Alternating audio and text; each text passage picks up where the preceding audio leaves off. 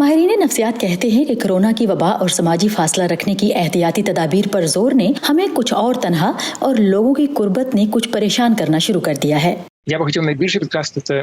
میں سب سے زیادہ زور تنہائی اور اکیلے پن کے اثرات پر دینا چاہوں گا، کیونکہ یہ وہ پہلو ہے جو ہماری ذہنی اور جسمانی صحت دونوں کو متاثر کرتا ہے۔ وہ لوگ جو طویل عرصے تک تنہا رہتے ہیں، مثلا جیل، اسپتال یا پھر آپ کہہ لیں انٹارکٹیکا وغیرہ میں، تو ان کی سماجی روابط کی صلاحیتیں یقیناً کچھ متاثر ہوتی ہیں۔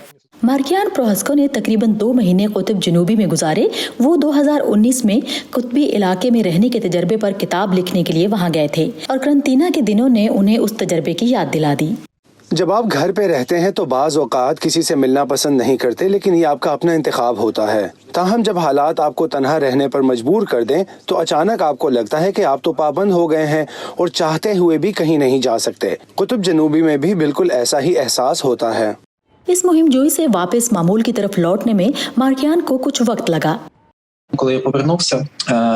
جب میں واپس آیا تو ایک طرف تو میں کچھ ہفتے تھوڑا الگ تھلگ رہنا چاہتا تھا، صرف اپنے گھر والوں سے ہی بات کرتا تھا، لیکن میں اب کیسے وضاحت کروں، یعنی معمول کی زندگی شروع میں کچھ بے معنی سی لگنے لگی تھی۔ جب میں باہر جاتا تو سوچتا کہ یہ سب لوگ کہاں اور کیوں جا رہے ہیں۔ ماہرین کہتے ہیں کہ اس بارے میں شبے کی گنجائش کم ہے کہ وبا کے دوران لوگ سماجی میل ملاپ کی اپنی کچھ صلاحیتیں کھو دیں گے۔ تنہائی میں گفتگو کی صلاحیت ایسے ہی متاثر ہوتی ہے جیسے کہ ورزش کے بغیر پٹھوں کی نشو نما رکنا۔ اس لیے اپنی ذہنی صحت کا خیال رکھنا ضروری ہوتا ہے۔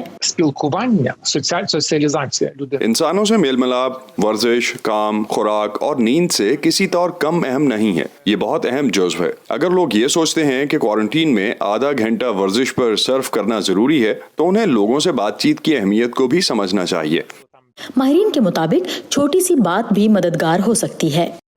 اگر لوگ اپنی ذہنی صحت کو بہتر رکھنا چاہتے ہیں تو میرا انہیں مشورہ ہے کہ وہ اپنے کسی ایسے پرانے دوست کو کال کریں یا ملاقات کریں جسے ملے عرصہ ہو گیا ہو۔